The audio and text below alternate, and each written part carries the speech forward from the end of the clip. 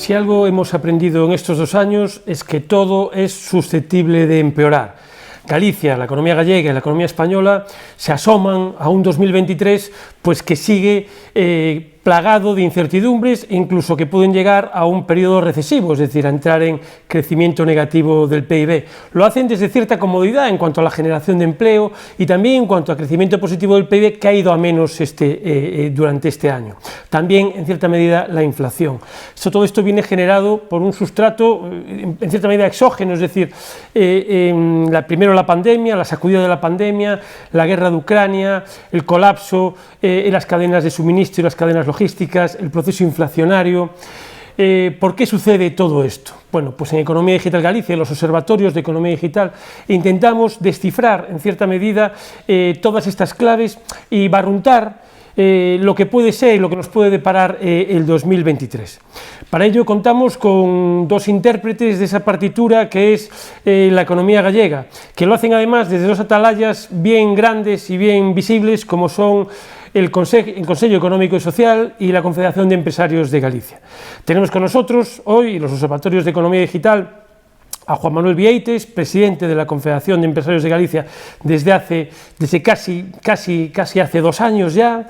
Bienvenido. Muchas gracias. Y también contamos con Agustín Hernández, ex consellero de Infraestructuras, ex alcalde de Santiago y actualmente presidente del Consejo Económico y Social, que es el órgano consultivo que da voz, bueno, pues a la sociedad civil gallega en cierta medida, universidades, colectivos sociales, sindicatos, empresarios también, administraciones.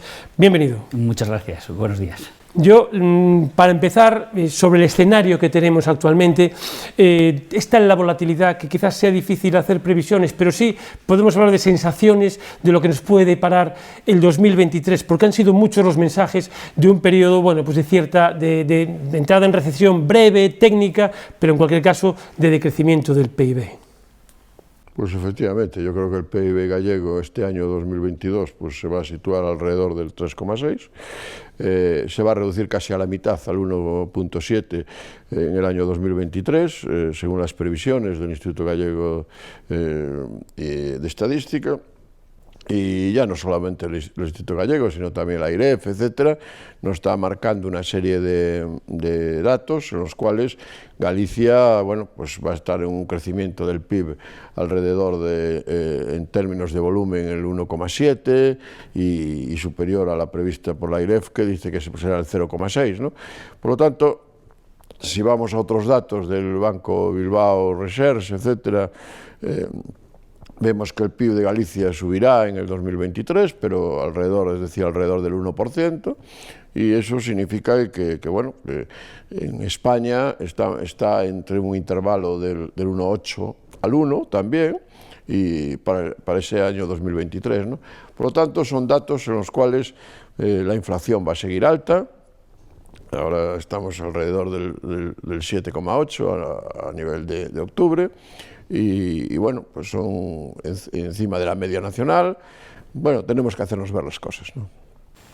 Sí, yo creo que si, aunque sea una frase manida, está claro que la situación hay que definirla como de tremenda incertidumbre, ¿no? Es evidente que este año Galicia va a crecer por encima de la media del nacional, pero aún así el año que viene el crecimiento será menor. Es verdad que ha habido un excelente año turístico, el consumo pues ha mantenido un impulso importante, pero eso no quita que el 23 va a ser un año con menor crecimiento que el 22, una inflación que todo indica que llegó a su tope, pero que no va a volver a valores históricos, estaremos por encima en torno del 5, probablemente, con seguridad nunca volveremos a estar a corto plazo en inflaciones del 2 o menores, y hay datos que también reflejan pues esa cierta paralización económica. El índice PMI, tanto de servicios como de industria, ha evolucionado a la baja a lo largo del 2022, lo que indica que el año 2023 va a ser un año difícil, un año complicado, un año con muchas incertidumbres. Hay otro factor que son la subida de tipos de interés, que es la política monetaria para luchar contra la inflación. Bueno, pues todavía no ha impactado del todo en las empresas y las familias. Habrá muchas hipotecas que revisar ahora este año, ¿no? con esta nueva subida.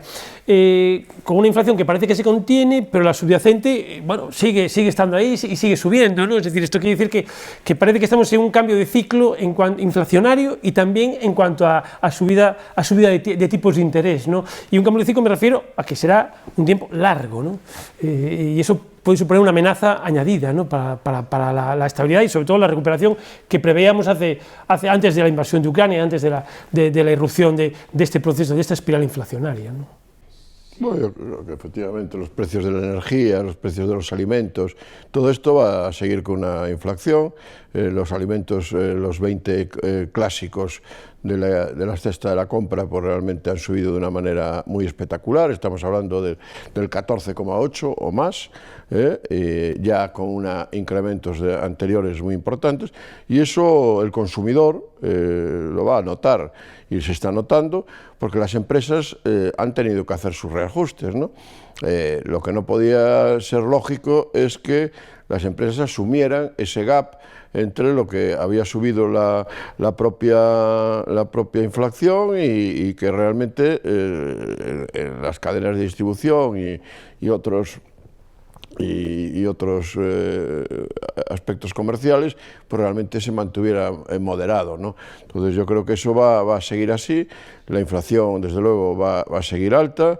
Los tipos de interés, tampoco era lógico que los bancos con intereses negativos pues estuvieran en esa situación, y eso realmente, bueno, pues ahí estaban los balances de los bancos, ¿no? que se dice que ganaban un cierto dinero, pero era por los atípicos, no era realmente por la labor comercial y tal. Por lo tanto, tenemos que ser claros de que realmente la situación no es buena. Vamos a ver los datos del cuarto trimestre, pero yo creo que estamos acabando un ciclo económico negativo y a peor en los próximos meses, sobre todo porque yo creo que ahora con la Navidad y todo esto, pues la gente, bueno, pues quiere alegría, quiere ánimo, y las empresas también de cara al futuro quieren seguir invirtiendo, pero necesitan un marco estable, ¿no? Y si no hay un marco estable de gobierno, etcétera, pues ante la gente se retrae. El dinero es muy miedoso. Y para invertir y todas estas cosas, si realmente no hay un marco estable, es difícil avanzar, ¿no? Sí, también es importante no olvidar, digamos, lo que pasó en los meses anteriores, ¿no? Parece que todos los problemas que tenemos, estuvo la pandemia y luego pues la invasión de Ucrania, ¿no? Pero no tenemos que olvidar que la inflación ya mostraba signos de crecimiento importante antes de la invasión de Ucrania. Estamos hablando de que en diciembre del 21 estábamos en el 6,5 a nivel nacional. En Galicia la inflación se mantiene un poco por encima de la media nacional. En julio llegamos al 10,8. En noviembre del 2022 estamos en el 6,8, es decir, próximo a lo que estábamos en diciembre. Por lo tanto, es evidente que la guerra, la inestabilidad internacional ha contribuido a ese incremento, pero ya existía un problema en las cadenas de suministro. No podemos olvidar los problemas que ha tenido Stellantis y otras industrias en Galicia con el shock en la cadena de suministros, el problema del sobrecoste y del incremento brutal de materias primas en el sector al que yo me dedicaba profesionalmente, la obra civil, ha supuesto importantísimos problemas a las administraciones, obras desiertas, y a las empresas que no han podido acometer esas obras porque se producían incrementos absolutamente desmesurados, ¿no? Eso ha generado una subida de tipos de interés coordinada por los bancos centrales, 3% en el Reino Unido, 2% en la zona euro, 2%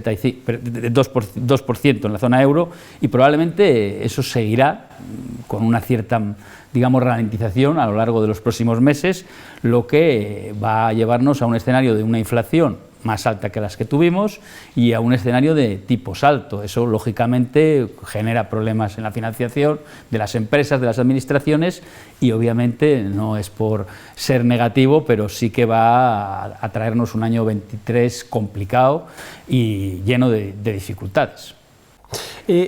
Otra de las consecuencias de la salida de la crisis, y es un poco una pregunta para el presidente del CES, ¿no? Fue el aumento de la desigualdad, ¿no? En el último informe, en la última memoria socioeconómica del CES, hablan varias veces de una salida de la crisis inclusiva y más justa, ¿no? Es decir, en varios puntos, ¿no? Yo sé que la memoria del CES por decirlo de una forma, es casi coral, ¿no? Es decir, realizada, bueno, pues con las conclusiones de un debate de sindicatos, de agentes sociales y demás, pero piden varias veces una salida de la crisis más inclusiva y más justa. ¿Se están dando pasos en esa dirección? Bueno, nosotros en el CES, precisamente, sí, esas consideraciones que surgen de una labor de consenso larga, difícil, que nos lleva pues, a hacer una serie de consideraciones. El año 21, en relación con la situación económica de Galicia, fueron 80 consideraciones y muchas de ellas se refieren precisamente a ese aspecto, es decir, conseguir un crecimiento robusto y un crecimiento que genere menos desigualdades, ¿no? A lo largo de los últimos años es cierto que el mundo ha progresado, las sociedades han progresado, España y Galicia ha progresado, pero también es cierto que se ha producido un incremento de la desigualdad, se ha concentrado un porcentaje mayor de renta en la parte, digamos, más alta de la escala social y más baja en la más baja. Nosotros creemos en el CES que eso debe de tener una actuación por parte de las administraciones que establezcan mecanismos que permitan acortar esa diferencia y conseguir una mayor igualdad. Eso básicamente se tiene que conseguir con un crecimiento sano y sostenible de nuestra economía. Es fácil decirlo, es difícil llevarlo a cabo, pero bueno, el CES está entre sus facultades y entre sus obligaciones la de asesorar al Gobierno, en este caso a la Xunta, indicándole cómo debe de llevar, cuáles deben ser las líneas maestras de su política económica. Nosotros consideramos que la Administración debe de apoyar el crecimiento de Galicia, pero también crear mecanismos para evitar que esas desigualdades puedan generar una cierta frustración de nuestra sociedad. En el tema de la inflación, un poco para rematar con ese capítulo, al margen de la política monetaria, de los tipos de interés, está el tan reclamado pacto de rentas, que a estas alturas ya parece casi una entelequia, es decir, porque los empresarios lógicamente hablan de un pacto de rentas que limite la inflación, los sindicatos que se iguale a la inflación, el Gobierno parece que mira para otro lado cuando hay quien reclama desde muchos organismos que ese pacto de rentas incluya también al sector público, a los funcionarios, por ejemplo, o a los pensionistas, ¿no? Y parece que también se mira para otro lado. ¿Se puede llegar a un punto en común, a un término medio en este asunto, o lo damos por muerto? Porque llevamos casi un año hablando del pacto de rentas. Probablemente es difícil conseguir ese pacto de rentas, pero yo creo que debería hacerse un esfuerzo a través del diálogo social. En el CES, lógicamente, en mi condición de presidente, debo de mantener un equilibrio entre la sensibilidad del grupo 2, que es el grupo de los empresarios, y la sensibilidad del grupo 1, que es el de los sindicatos. Yo creo que, en todo caso, en ese equilibrio está claro que es inviable establecer mecanismos que garanticen el crecimiento salarial al ritmo del IPC, y yo creo que es lógico y es normal que se intente llegar a un acuerdo, a un pacto de rentas que también, en mi opinión, sí que debería de incluir al sector público, igual que cuando hablamos de la precariedad o de la eventualidad en el ámbito laboral, también se debe incluir al sector público, porque no tenemos que olvidar que muchas veces hay más precariedad y más eventuales en la administración pública que en las propias empresas, ¿no? Por lo tanto, yo creo que, bueno, existe ese mecanismo del diálogo social, y a través de ese diálogo social se debería de hacer un esfuerzo, aunque sí, visto el tiempo que se lleva hablando y el poco avance que se ha realizado, probablemente sea un tema difícil de llegar a ese punto de equilibrio, pero yo creo que merecería la pena buscar ese punto de equilibrio, ¿no? Bueno, yo creo que efectivamente tiene que haber una moderación de la política de rentas, porque si no, en los momentos complicados, como es el que estamos pasando en este momento, tiene que haber esa moderación salarial, ¿no? Ya habrá momentos de expansión, etcétera y tal, y eso lo entienden las propias empresas, ¿no? Lo que pasa es que si nosotros no hacemos los deberes adecuadamente, como dicen en Bruselas, realmente lo que no podemos estar es, por una parte, con unos estímulos en la política monetaria, etcétera, etcétera, y por otra parte, una expansión en la política fiscal. Entonces, claro, esto se lee mal, tiene una mala lectura, ¿no? Entonces, estamos encareciendo de una manera importante y al final las empresas tienen que competir en el mercado.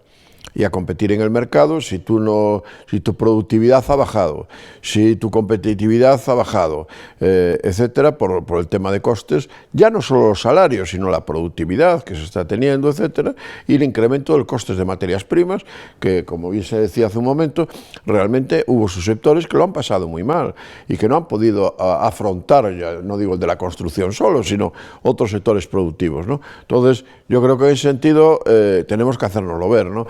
El diálogo social está creado para eso y bueno, se puede hablar de todo, ¿no?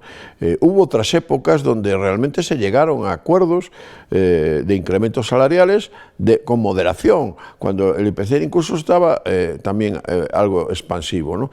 Entonces, yo creo que en estos momentos lo que no puedes hacer es unas políticas para la administración, para lo que es los funcionarios, y otra política para las empresas, ¿no? Porque es que al final el mercado es único y tú tienes que hacer las cosas de manera adecuada, ¿no? Y ahí es donde tenemos que evitar esa expansión de la inflación, y tenemos que intentar frenarla de alguna manera. Y yo creo que cuando sea el ciclo expansivo, pues yo creo que todo el mundo estaría de acuerdo en que, bueno, pues compartir posturas mucho más expansivas, ¿no? Pero yo creo que en este momento no toca eso, y toca dentro del diálogo social.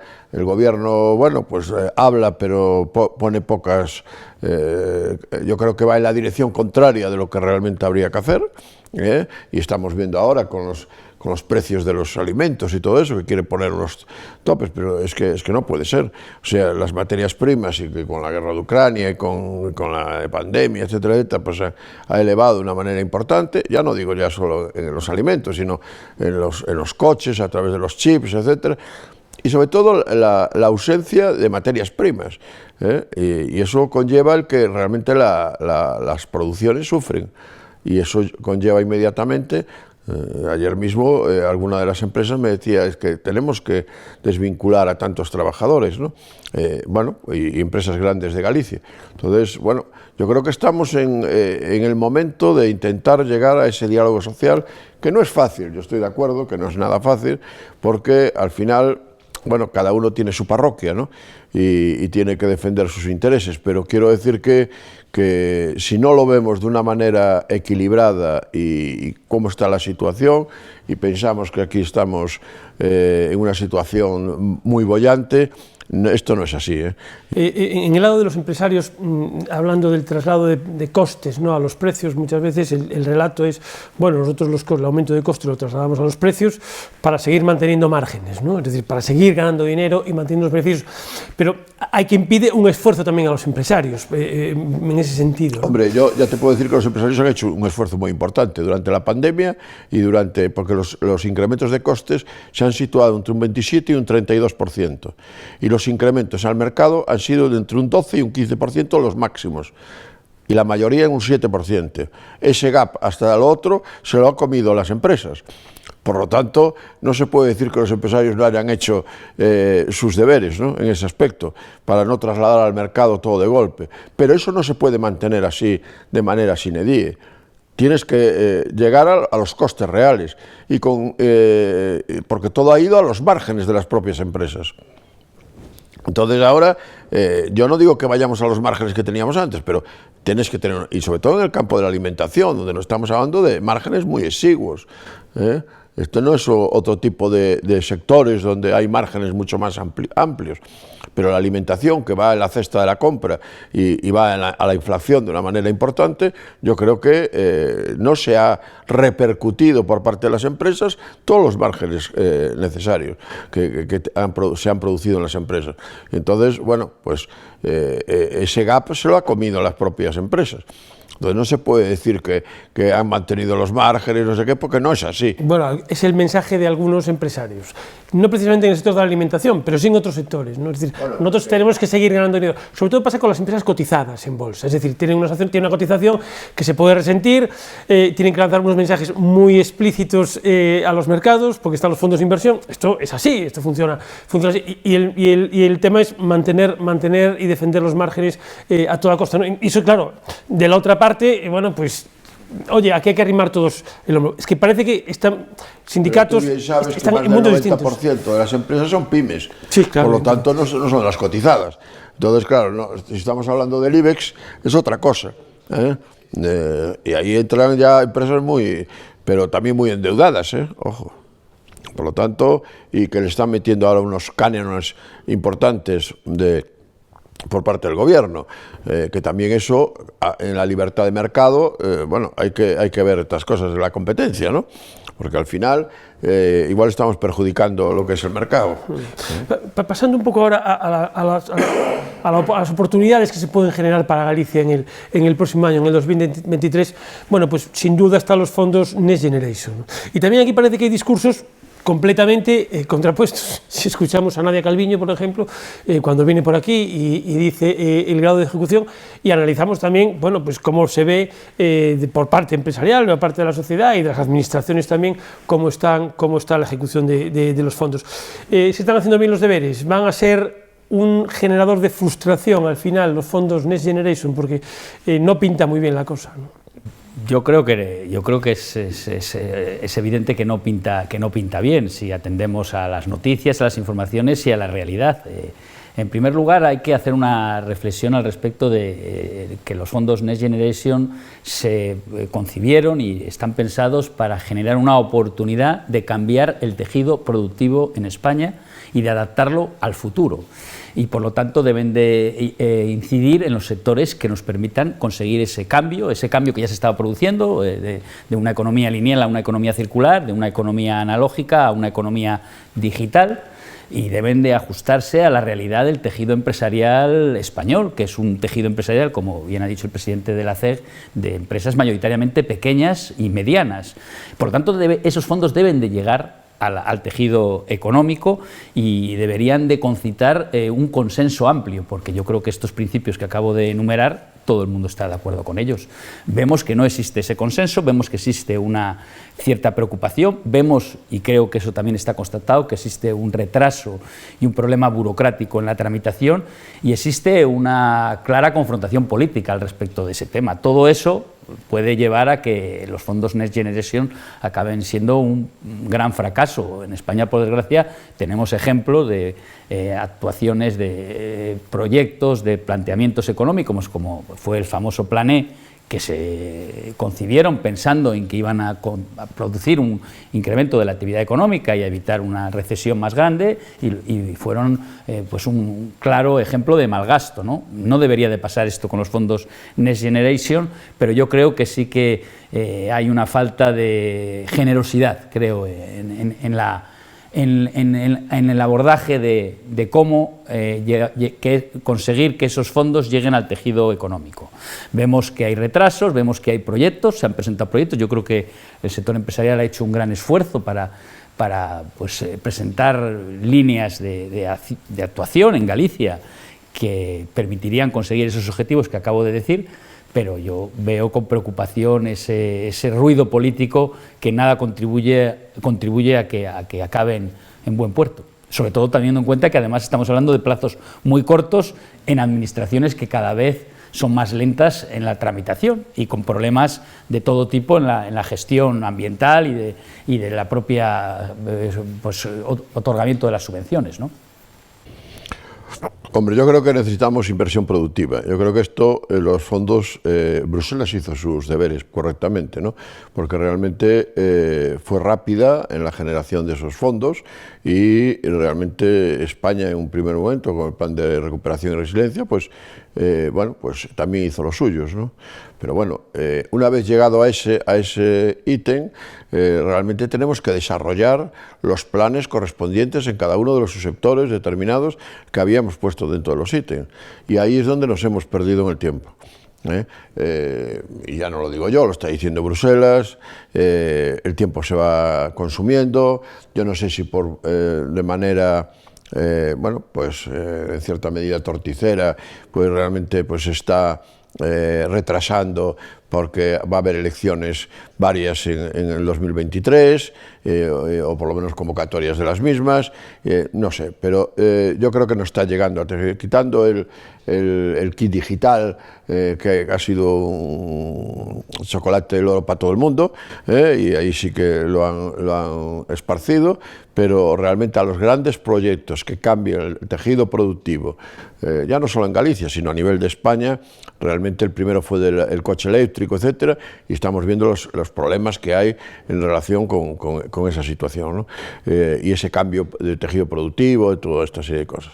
Yo creo que no se están haciendo bien los deberes, yo creo que se ha retrasado mucho todo el tema de la normativa para todos los PERTES, todo lo que es los apoyos al tejido productivo para ese cambio más digitalizado, de más visión artificial, de más robótica, de más economía circular, economía verde, focalizado en las personas, etcétera, y se ha retrasado mucho, ¿no? De hecho, en febrero va a venir la Comisión Europea a ver dónde están los fondos, ya los que se han enviado, ¿no? A ver cómo se están repartiendo. Yo creo que se ha hecho de una manera realmente discriminatoria entre territorios, y Galicia ahí no ha salido muy bien parada.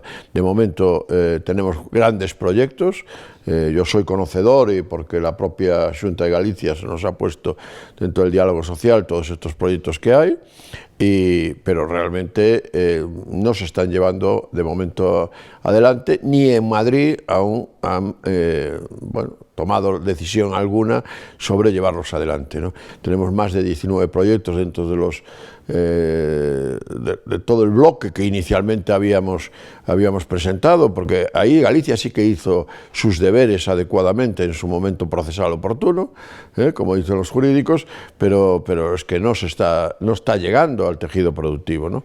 Y eso, bueno, se está produciendo un retraso, falta de rigurosidad. Bueno, han cambiado la directora de los fondos a nivel del Estado, han puesto a otra persona. Todo esto ha sido muy atrapallado, vamos a decir así, y esto, bueno, pues no beneficia nada el que pueda llegar esos fondos de una manera adecuada al tejido productivo. Las empresas siguen confiando, cada vez el tiempo se nos está agotando, hasta el 31 de diciembre de 2023 tienen que estar las concesiones realizadas. Bueno, después, aunque tenemos un margen de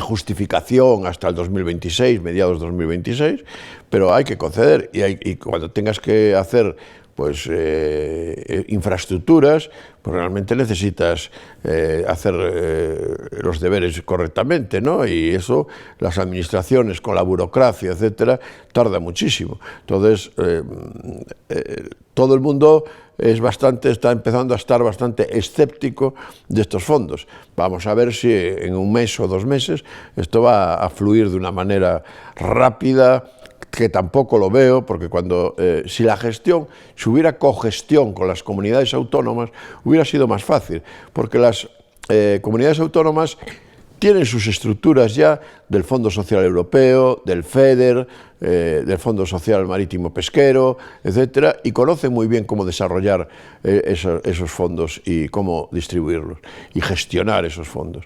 Pero se ha querido hacer desde los ministerios, no tenían ni piano ni pianista para hacerlo, y eso conlleva al que nos encontramos en la situación actual, ¿no? Algunos de los grandes proyectos tractores que se han presentado, a los que hace referencia, son proyectos de gran envergadura, es decir, proyectos de implantación de grandes industrias que implican además inversión extranjera muy potente en Galicia, por ejemplo desde Portugal, ¿no? Hablo del proyecto de Alti, de las fibras textiles, EDP, en renovables, en el hidrógeno. Lo que pasa es que algunos de los proyectos no encajan, por ejemplo, Stellantis, no encajan en los PERTEs, ¿no? Entonces, no encajan ya sea por plazos o ya sea porque no hay un PERTE específico para ellos, ¿no? O el PERTE tiene una dotación muy baja. No faltó diálogo aquí previo para encarrilar esto. Hay dos cuestiones ahí básicas y dos derivadas que se han hecho mal. Una es que se han troceado los proyectos en distintos ministerios. Entonces, claro, tú en Stellantis, que tiene un proyecto de tantos cientos de millones de euros, o miles de millones de euros, no le puedes decir, ahora pide aquí 45, aquí 25, aquí 500, aquí 300. O sea, es un proyecto. Y esto se ha compartizado en distintos ministerios. Entonces tienes que ir pidiendo a cada ministerio el proyecto específico y adecuar el proyecto gordo a cada ministerio. Entonces, claro, esto burocratiza mucho las cuestiones y tal. Y por otro lado, bueno, pues realmente la administración, de manera ideológica, ha pensado que existen proyectos que deben estar en unas zonas determinadas mejor que en otras zonas. Y Galicia ahí no estamos bien. Y bueno, también algunas de las empresas que se ha hecho por Impulsa o por otras entidades, etcétera, las propias empresas propiamente dichas que han presentado proyectos, realmente, si están pidiendo que el porcentaje de ayuda llegue al 50%, no es posible. O sea, un proyecto de 800 millones no le van a dar 400. Eso significa de que estamos hablando de niveles de porcentaje de ayuda entre el 15 y el 25% como máximo. Entonces, bueno, también las empresas tienen que saber que este es el juego, no es otro. Y claro, si tú quieres venir del extranjero, queriendo venir a buscar los fondos europeos y que te den estas cantidades, yo no digo que en otros países no lo puedan hacer, pero no se está cumpliendo un poquito con la dinámica que Bruselas había marcado. Entonces, bueno, son cuestiones que tenemos que España debió haber acelerado en un momento procesal oportuno, que no lo ha hecho y que ahora nos encontramos en esta situación, que hay grandes proyectos y tal. Y después hay la derivada de que desde el punto de vista ideológico tú no puedes llevar a sectores a donde tú quieres, porque a lo mejor las grandes compañías también tienen estrategias de otra manera. Y hablo, por ejemplo, del coche eléctrico. Stellantis tenía otra... el ministerio se encarriló en el coche eléctrico. Yo no sé si será el coche eléctrico o será hidrógeno verde, o sea, como hacen los japoneses ya con Toyota o lo que sea. Pero no te puedes encasquillar en un tipo solo de tecnología. Tienes que hablar con las empresas. Cuando tú no hablas con las grandes compañías, como ha pasado con Stellantis, al final, claro, hay una... Con el hidrógeno sí que cambia un poco la cosa, ¿no? Porque parece que Galicia tiene opciones estratégicas. El tema energético parece que ha pesado un poco, ¿no? O por lo menos ese es el dibujo general, ¿no?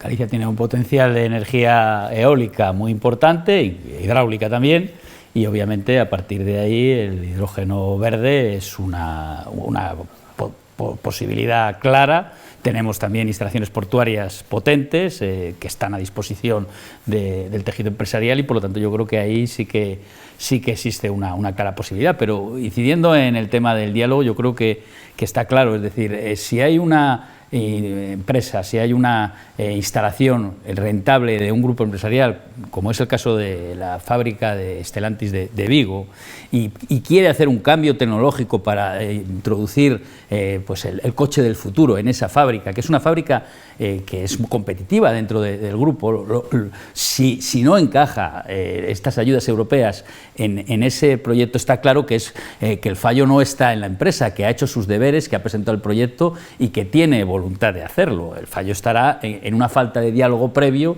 de informarse, de entender el sector y de apostar por ese cambio tecnológico, pero no de una manera unilateral desde la administración, de arriba abajo, sino escuchando al sector, que obviamente es quien conoce las peculiaridades del asunto, y lógicamente luego desarrollando esos fondos europeos, ese PERTE, para que llegue a ese tejido empresarial que es el que va a ser competitivo, porque ya lo es. Yo creo que, si me permites aquí, porque esto es muy importante, los fondos Next Generation, y es una oportunidad, porque nunca hemos tenido tanto dinero como ahora, ¿no? O por lo menos se nos ha concedido.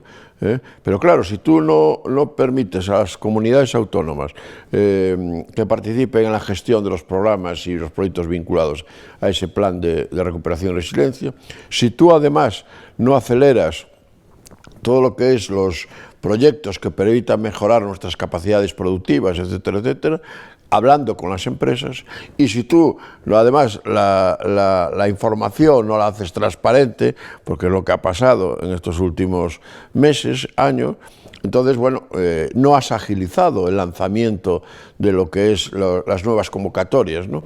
Y por lo tanto ha estado todo parado. Han salido algún PERTE y tal, aún ayer me mandaban el PERTE de economía circular. Pero si esto ya debería estar, y hay muchísimas empresas que quieren acceder a ese PERTE de economía circular, pero nada. Entonces, no se han diseñado convocatorias sencillas para poder llevarlo en este espacio corto de tiempo que tenemos, todo el plan de recuperación y resiliencia. Hay quien dice que el PERTE de la economía circular en sí mismo tiene poco sentido, por cuanto todo el proyecto de transformación y resiliencia es circular, es decir, implica circularidad en todos sus aspectos, ¿no? Ya sea aplicado al sector forestal, ya sea aplicado a la transición energética, se busca esa circularidad de la que antes hacía referencia el presidente de CES. Es decir, ¿por qué uno específico de la economía circular cuando todo es circular, ¿no? Es que aquí se ha vertebrado todos los programas del plan de resiliencia en distintos ítems. Entonces, claro, hemos multiplicado por muchísimo. Entonces, claro, ahora te dicen, no, tienes que tu proyecto, que es de 300 millones, por ejemplo, 25 tienes que mandarlo a esta, 50 tal, 150 a este, tal. Claro, tienes que empezar a trocear el proyecto.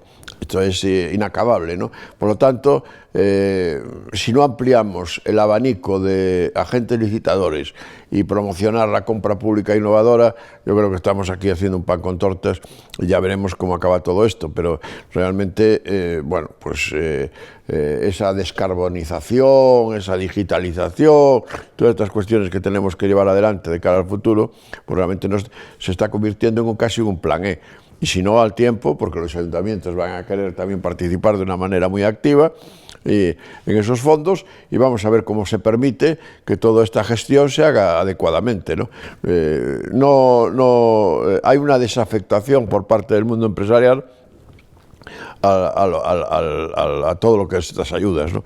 Ya veremos si se agiliza de alguna manera y podemos cambiar la opinión, pero de momento hemos retrasado de una manera muy importante todo lo que es el plan de recuperación y resiliencia. Mirando un poco al 2023, sé que es una pregunta complicada, pero ¿cómo afronta Galicia? ¿Qué debilidades y fortalezas presenta la economía gallega de cara a este año? Es decir, ¿qué tenemos que mejorar y qué pueden ser las palancas cuáles pueden ser las palancas de crecimiento?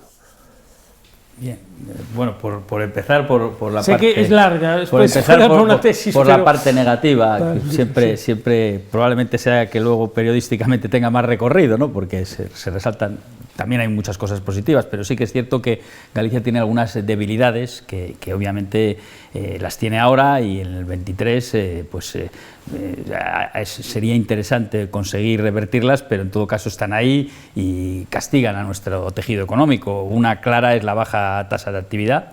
Somos la penúltima comunidad autónoma en tasa de actividad, estamos sustancialmente por debajo de la tasa de actividad del resto de la media española. Tenemos una baja tasa de ocupación, tenemos un problema claro de envejecimiento. No hay que olvidar que la tasa bruta de mortalidad ha pasado de 10,74 en el 2008 a 12,12 en el 2021, y una tasa bruta de natalidad de 8,4 en el 2008 a 5,65 en el 2020. Es decir, tenemos un problema de envejecimiento y por lo tanto un crecimiento vegetativo negativo. Y por último, por tocar los puntos débiles que yo entiendo que existen, el tamaño empresarial también yo creo que en cierta medida castiga, porque bueno, el tejido empresarial gallego es un tejido pues con mucha pequeña y mediana empresa, ¿no? Esas son nuestras debilidades, pero es cierto que también tenemos grandes fortalezas.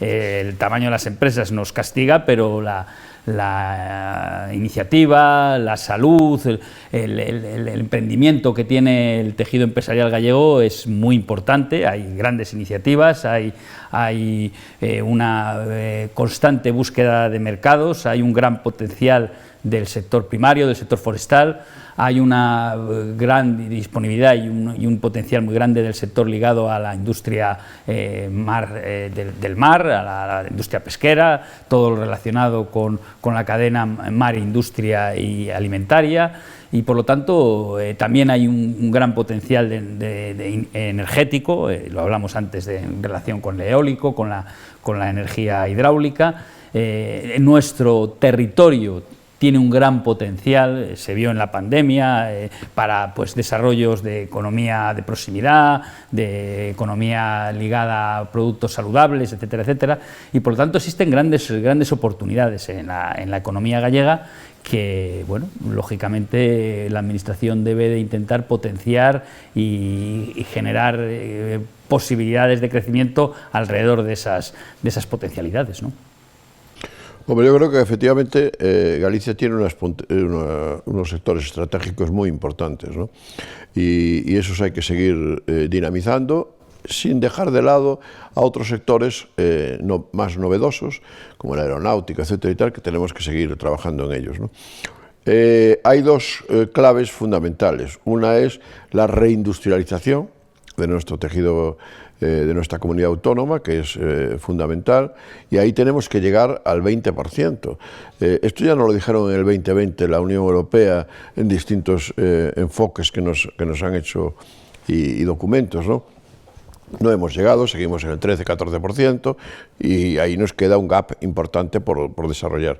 Y lo otro es la exportación. Yo creo que tenemos que seguir exportando de una manera importante, pero no solo las grandes empresas, sino también las pymes. Y esto yo creo que se está haciendo bien. Hemos llegado ya al 40 y tantos por ciento, más del 40 y tantos por ciento de exportación en distintos sectores de actividad gallegos, y yo creo que es una parte importante de nuestra economía, ¿no?, en este momento, y que nos salva dentro de las situaciones que nos encontramos, ¿no? Pero dicho esto, tenemos que ir a la parte de la gestión pública. Y yo creo que en la gestión pública tenemos que hacer deberes. Y en esa gestión pública hay que hacer deberes. Yo creo que la burocratización hay que seguir eliminando desde el punto de vista administrativo. Esa simplificación administrativa que nosotros siempre pedimos, que tiene que seguir insistiendo. Y bueno, que menos trámites, más sencillos, etcétera. Yo creo que eso es fundamental para que se cree emprendimiento y economía, ¿no? Y por otra parte, la reducción de los plazos de la resolución de los permisos, autorizaciones, etcétera, que a veces esto es que se alarga, ¿no? Yo siempre veo, siempre hablamos de la raya en Portugal, del otro lado, que las cosas las hacen de una manera mucho más rápida que nosotros, y efectivamente... Han abordado una situación de las debilidades de la comunidad gallega, y parece que hay una que es como una brecha silenciosa, y no me refiero a la salarial, sino es la diferencia entre la Galicia Atlántica y la Galicia Interior. Eso tiene mucho que ver con la demografía a la que hacía referencia antes el presidente del CES, ¿no? pero parece que cada vez está más separado, cada vez está más lejos una Galicia de otra. Eso es un riesgo de desestructuración, ¿no?, de una sociedad, ¿no?, a futuro, ¿no? Es un desequilibrio que se produce y que hay que intentar revertir, no solamente con infraestructuras. Es más, muchas veces es curioso que desde ciertas zonas pues, más deprimidas o con más pérdida de población se reclaman como si fuera la solución mágica, pues una autovía o una determinada conexión, cuando realmente son otras medidas, en mi opinión, las que potenciarían y las que permitirían revertir esa situación, pues a través, pues, por ejemplo, como medidas como facilitar la conciliación a las familias, como facilitar la dotación de servicios tecnológicos modernos a esas zonas rurales. Es evidente que en ningún sitio se puede pensar en tener una actividad moderna sin contar con una conexión de 5G en condiciones, etcétera, etcétera, poder acceder a los mercados desde cualquier punto, y sin embargo, pues esas zonas que es evidente que están perdiendo población tienen otros valores que se aprecian por parte de la sociedad, como es pues, la cuestión medioambiental, la tranquilidad, pues la disponibilidad de territorio, la posibilidad de hacer aprovechamientos de tipo forestal o de tipo agrario. Es una política, la política destinada a evitar la pérdida de población, que afecta a todos los ámbitos de la administración y que debe de mantener una acción a largo plazo y en todos los ámbitos, muy transversal, porque es evidente que se está produciendo basculando la población, no solo en Galicia, sino en toda la península ibérica, las zonas costeras en detrimento del interior, ¿no? El tejido, quería también hacer una puntualización, yo creo que Galicia tiene un potencial en su tejido, en su ecosistema universitario, y con grandes centros de investigación y grandes institutos, pero debería de incrementarse la colaboración entre la universidad y el empresariado y el tejido empresarial para ajustar esa realidad que existe en el mundo actual, en la que los trabajadores no se forman en un momento de su vida y luego ejercen una actividad profesional a lo largo de sus 20 o 30 años. En este momento no se entiende una actividad profesional sin una renovación continua de la formación, que precisamente nos la posibilitaría de forma muy práctica ese tejido universitario. Y por cierto, también tenemos en Galicia, y también me gustaría resaltarlo como potencial, lugares de investigación y de innovación, como por ejemplo puede ser, se me viene a la cabeza el CETAC de Porriño en relación con el automóvil, que son centros de excelencia a nivel de España, incluso de Europa, ¿no? Yo creo que eso son potencialidades que nos permiten estar en el día a día y en la modernidad de la economía que viene, ¿no? Hombre, yo creo que efectivamente la ausencia de músculo empresarial en la Galicia interior pues resta vigor y solidez, ¿no? Yo creo que en ese sentido debería buscarse más equilibrios entre unas zonas y otras. Yo creo que tenemos sectores como agroalimentación, textil, automoción, forestal, el granito, el naval, etcétera, que hay unas zonas más determinadas que otras, pero bueno, yo creo que en ese sentido, yo creo que la Xunta en ese aspecto está intentando equilibrar, ¿no? Lo que pasa es que eso va también por la pirámide poblacional, ¿no? Y si la gente se va más hacia la costa que hacia el interior, como yo digo siempre, a la Galicia profunda, pues realmente, bueno, pues... Pero hay actividades que sí se pueden desarrollar. Yo creo que el sector empresarial de Orense o de Lugo, pues realmente en algunos de los subsectores que yo conozco es muy dinámico y está trabajando mucho y bien, pero es poco. Entonces, claro, no son el eje Coruña-Vigo o Ferrol-Coruña-Vigo, ¿no? Entonces, bueno, ahí tenemos que intentar buscar que en todas estas nuevas actividades productivas que se están intentando generar, pues se cree el espacio, porque a veces también hace falta la planificación de los polígonos industriales adecuados para poder instalarse en esas zonas, ¿no? Y bueno, ahí es donde también hay que hacer deberes por parte de la administración, ¿no? Para, bueno, pues si queremos activar en esas zonas las capacidades productivas de distintos sectores de actividad, pues tenemos que también poner de manera adecuada ese terreno industrial para poder construir, etcétera y tal, ¿no? Por lo tanto, hay que trabajar en esas líneas. Yo creo que la administración en el emprendedurismo está trabajando. Lo que pasa es que también eso depende del mercado, ¿no? O sea que... No me gustaría acabar esta charla, que por otra parte es muy interesante y estamos tocando muchos palos sin hablar del sector público, ¿no? En la crisis financiera del 2008, bueno, pues ya se vio que el sector público fue clave en el rescate de la banca, y en la pandemia también, bueno, pues fue determinante. ¿Asistimos a un nuevo rol del Estado en la sociedad? ¿O vamos a asistir? ¿Estamos ante la antesala de ello?